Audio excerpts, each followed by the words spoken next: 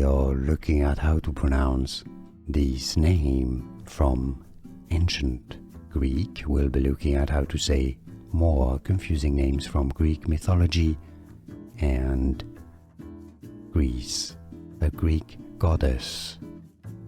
In Greek, for reference, it's said as Achlys, Achlys.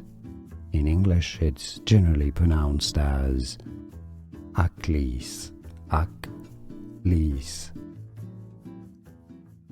We are looking at how to pronounce this name from ancient Greek. We'll be looking at how to say more confusing names from Greek mythology and Greece, a Greek goddess.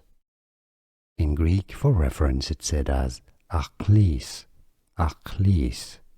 In English, it's generally pronounced as Achlys, Achlys. Here are more videos on how to pronounce more confusing words and names too many mispronounced. Like this video if you found it useful. I appreciate your support. I'll see you soon and thanks for watching.